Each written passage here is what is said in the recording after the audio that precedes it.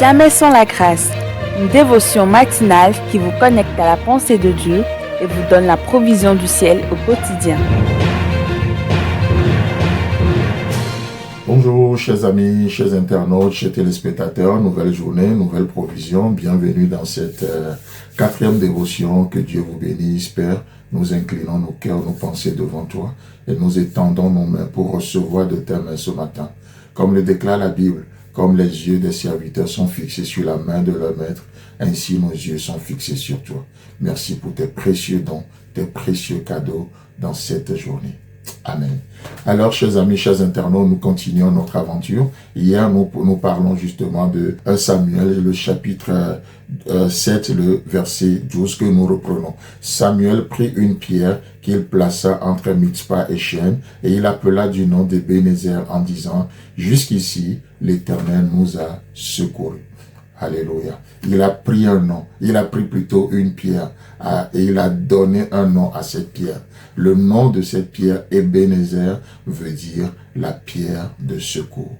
Alors qu'il y a différents types de pierres que nous pouvons prendre, comme on a vu hier, nous sommes appelés à prendre la pierre de secours. Pas la pierre de condamnation, mais la pierre de secours. Et en prenant ce type de pierre, qu'est-ce qui peut être cette pierre de secours? On a vu, n'est-ce pas, c'est plutôt l'œuvre accomplie et non l'œuvre à accomplir. C'est plutôt le prix qui a été payé et non le prix qui est à payer. C'est plutôt l'amour inconditionnel de Dieu pour nous et non notre amour pour lui. La pierre de secours, c'est sa pensée et non notre pensée. La pierre de secours, c'est sa sagesse variée et non la nôtre. C'est assez intéressant, c'est assez important que nous définissons les choses.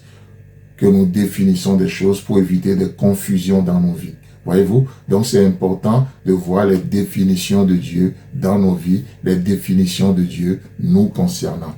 Vous savez, cette pierre de secours est devenue un mémorial afin que les Israélites se souviennent qu'ils ont été délivrés des Philistins.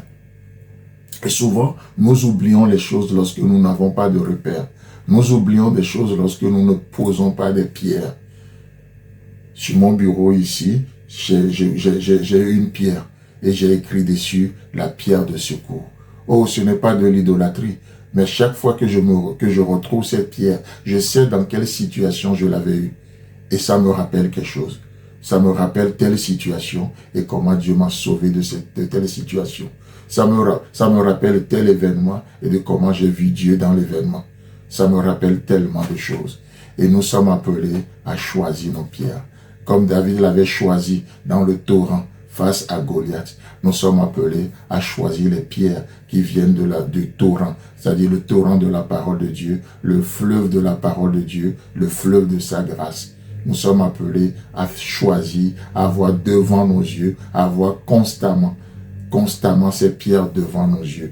D'accord? Donc, cette pierre de secours est un mémorial afin que les enfants d'Israël se souviennent que c'est Dieu qui les avait délivrés de la main des Philistins lorsqu'ils ont crié à lui. Lorsqu'ils ont crié à lui. N'est-ce pas ce que la Bible nous dit? Que lorsque le malheureux crie à l'Éternel, l'Éternel entend sa voix et il le délivre, n'est-ce pas? Et il nous encourage d'ailleurs à crier à lui et l'Éternel tourne ses regards vers nous. Donc du coup, cette pierre, lorsque les Juifs se revoient cette pierre, ils se souviennent que la promesse est devenue une réalité. Et la promesse demeure une vérité. C'est-à-dire, lorsqu'on crie à Dieu, il répond toujours. Lorsqu'on crie, lorsqu'on tourne vers lui le regard, le visage ne se couvre point de honte. Au contraire, il rayonne de joie. Donc c'est une pierre qui est très très significative pour eux. Quand ils voient cette pierre que Samuel a solidement posée, ils se souviennent d'une chose. L'Éternel nous a délivrés des Philistins. Ils se souviennent d'une chose. Oui, nous avons crié à l'Éternel et il nous a exaucés. Ils se souviennent d'une chose. Oui, la promesse est devenue une réalité. Et aujourd'hui, la promesse demeure une réalité. Ce n'est pas une utopie, c'est une réalité. Voyez-vous, c'est une réalité. Comme le dit le psalmiste, je m'écrie, loué soit l'Éternel et je suis délivré de mes ennemis. Je m'écris, loué soit l'Éternel, et je me suis délivré de mes ennemis. À qui criez-vous aujourd'hui? À qui allons-nous crier aujourd'hui?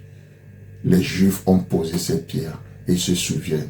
Ah oui, devant les Philistins, quand nous avons crié à Dieu, il nous a écoutés, il nous a délivrés. Donc, quand la Bible dit « Je me crie, loué soit l'Éternel, et je suis délivré de mes ennemis », c'est une réalité, c'est la vérité. Elle est encore possible aujourd'hui. Chers amis, chers internautes, que Dieu vous bénisse, et si Christ a à venir, on se retrouve demain. Si vous avez aimé cette émission, parlez-en à vos amis. Parlez-leur du message de la grâce et de ce qu'il fait dans vos vies. Pour un sujet de prière, une question ou pour devenir partenaire, contactez-nous au 00229 94 75 80 20. Que Dieu vous bénisse et à la prochaine. En attendant, pensez avec Dieu.